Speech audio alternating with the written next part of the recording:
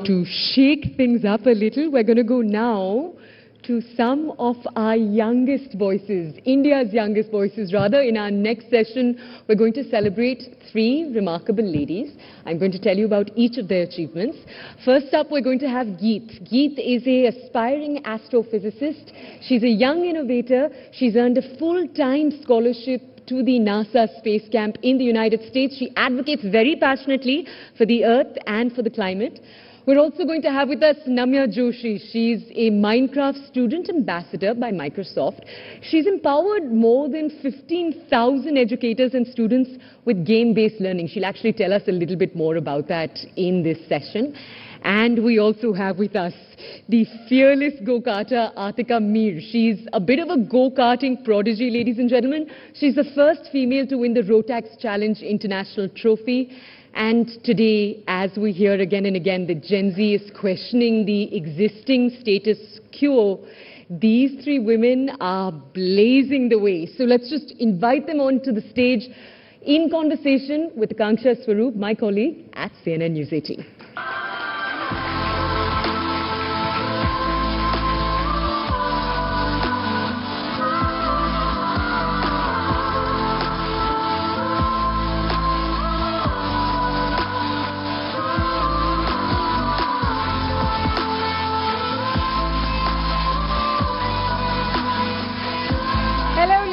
I'm sure you'll agree it's high time our young girls, little girls, grow up knowing and believing that they can become whoever they choose to be.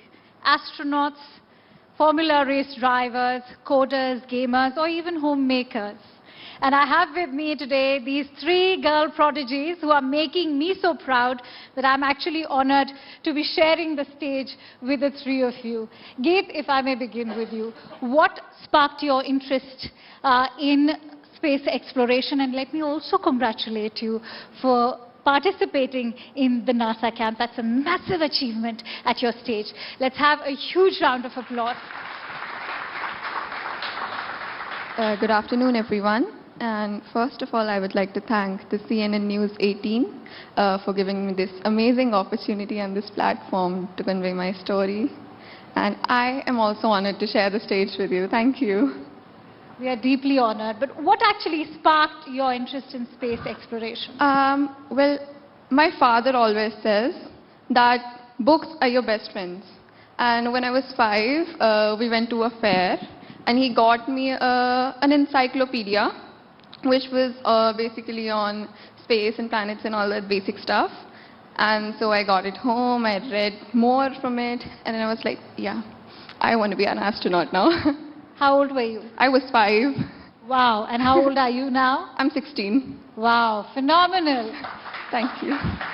Namya, how have you used Minecraft as a learning tool? Because remember, everybody's talking about it, that you're this Minecraft student ambassador, and let me congratulate you for that, for being such a young coder and speaking to somebody who knows zilch about coding. How have you actually evolved Minecraft into a learning tool? Tell us about that. Thank you so much, and again, thank you so much for giving this lovely platform to, engage with you all. And about Minecraft, well, you can call me as one of those keen gamers back in grade 4 who used to play Minecraft for fun, exploring, whenever I get my free time and playing with my friends. But something changed in grade 5. I could realize that students in my classroom were not happy with the way we were learning because it was monotonous and it was just text-based learning. And I got this wonderful opportunity to train teachers at my school about how they could use Minecraft as a tool. And that's when I got the spark that if we could, tell them how to use Minecraft, then they could use it as a tool in the classroom to engage us. And that gave me the inspiration to create my first lesson back in grade 6. And that was of Egyptian civilization and history. So I gave it to my teacher, though I was a little apprehensive in the beginning that would they accept, because gaming has been stereotyped since the beginning that it's a distraction. But she agreed, and we saw the result instantly. All the students were engaged, asking questions. They were becoming more inquisitive, and most importantly, I've learned this thing over time that our brain is designed in a way that it loves to play games. And we learn more visually than we just learn through text. And since I got the positive outcome, that gave me the inspiration to start training teachers, since I've been able to train more than 15,000 plus. Do you think girl coders are more creative? Well, I agree, yes. It's been proven scientifically that girls are more creative.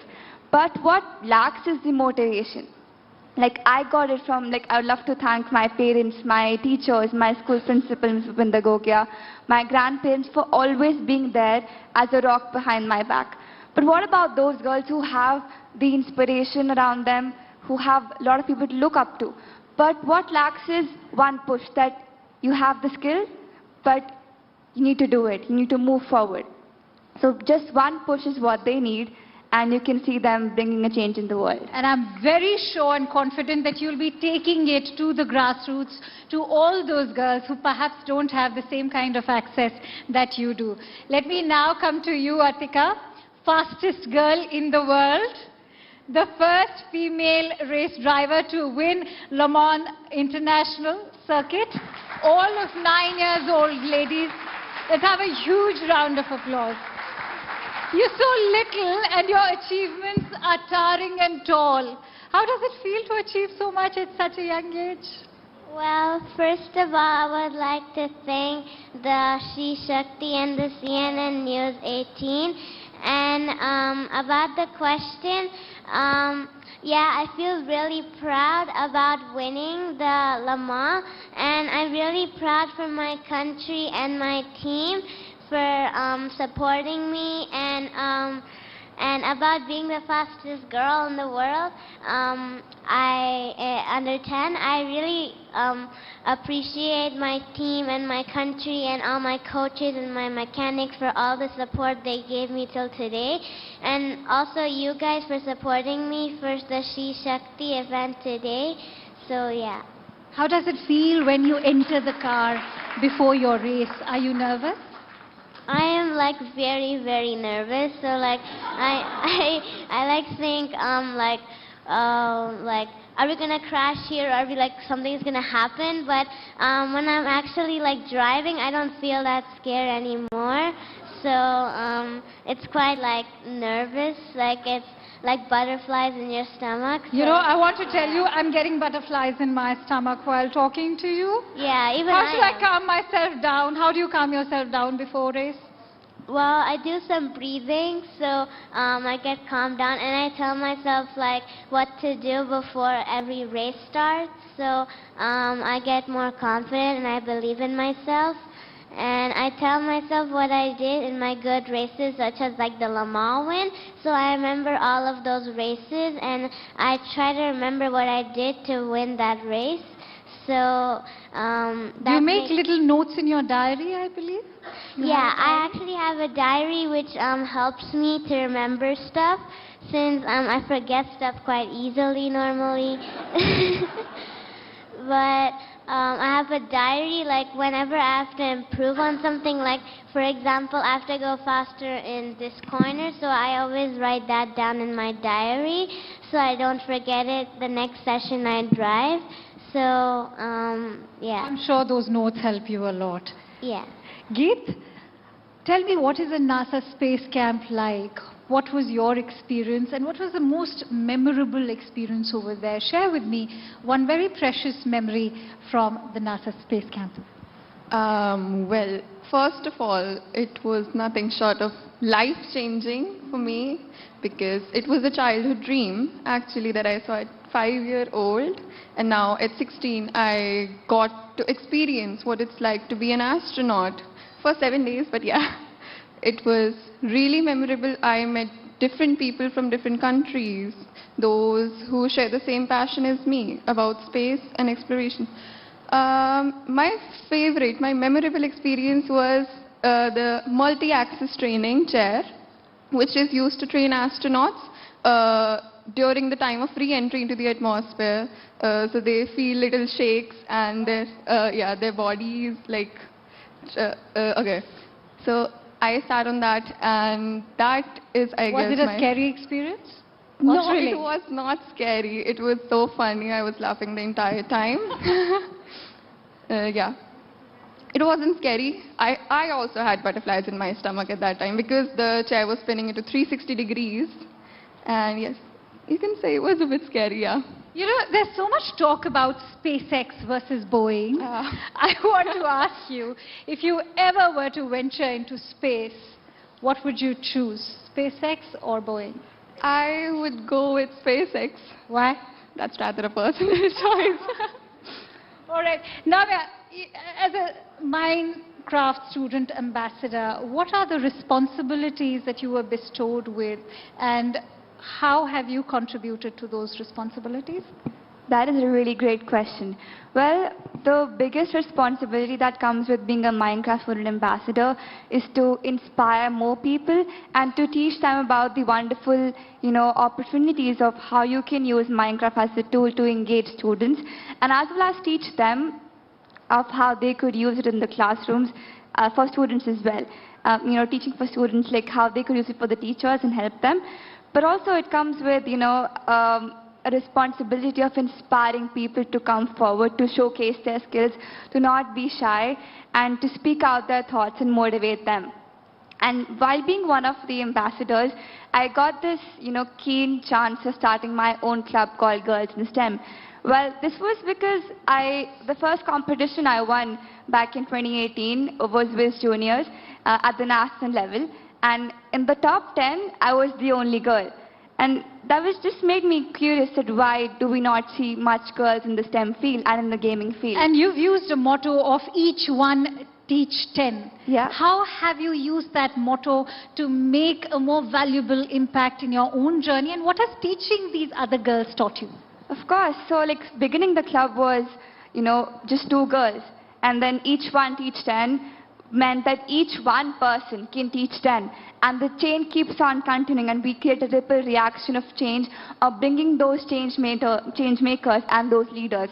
And now I can proudly say we have more than 100 girls in the club. We have a Discord channel, monthly meetings. It's just not me teaching them what amazing skills that I may have, but also of the skills that they have. So it's a platform for them to come, to share their skills and get more motivated. And that's also how I, got a chance to make more and more lessons, teach more people, and then never look back. Wonderful. More power to you. Atiqa, let me now come to you about the challenges. Being the first female race driver to win Le Mans, that too at this age, wouldn't have been easy. We've seen there are only boys on the track. Does it ever hit you that you are competing against boys? It doesn't really strike my mind at all, because I believe girls are the same as boys in all circumstances, just that they have hair which doesn't affect them while driving. So I think if they can believe in themselves, and I use a trick while driving, so which my coach says all the time to use, and I think it's a really good trick. They're all girls in the helmet because you can't see them in the helmet, because your helmet which covers But your face. I also learned that you do get bullied sometimes on the track. Is that true? Yes, that is. So whenever I get bullied, I use that on the track. So I use that to move up to the to the next level, because I feel how it was while crashing. So it doesn't matter that much to me, because I'm learning right now. So I'm at a really young age, and I have a lot of more steps to go, and that's including Formula 1 and many other categories. So Right. Thank you for inspiring me. Geet, since we are discussing challenges, did you face any challenges at the camp or on your way to the NASA camp? It was actually the first time I traveled alone internationally, actually anywhere. My parents did come with me to the airport, but after that I was on my own, and I felt kind of really hurt being alone. I am kind of homesick. But I'm sure when you returned, you were Yes, a stronger, more Yes. evolved person. Definitely. After I reached to the space camp, I met all those people, and I had not expected, but yes, I did not feel homesick at that time because all those people around me made a safe space to share our cultures and our opinions and everything.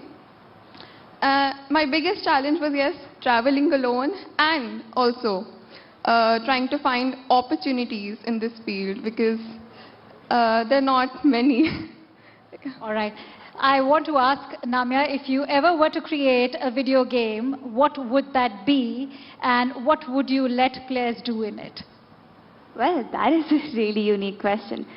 If I were to create a game, well, like, I love to do a lot of research on different things, be it politics or it's about game-based learning about STEM.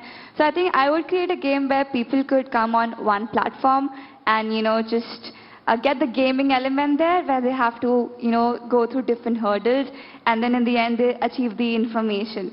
So, you have to pass through all the hurdles and then you get the information in the end. And that also had the game-based element there. All right. And you learn. Atiqa, quickly, if you were to race against anyone, who would that be and which track would you choose? I would choose to race against Max Verstappen or Lewis Hamilton, if they would fit in my category and if they were at the same level. You know, Verstappen happens to be my favorite as well. Good choice. And which track? Maybe one of the tracks that I know because they're very experienced and they've driven all the tracks. So I would pick the one that I would like the most. So maybe the Bike-Hardrome where I did my previous race yesterday and I finished 6th. So thank you so much. On that note, may your dreams come true, girls. And thank you for inspiring me today. I've learned so much. Thank you. Like the late Kalpana Chawla said, that the path from dreams to success does exist. She, in fact, embarked on one. More power to you, girls. Thank you so much. Thank you, ladies. It was a pleasure being here.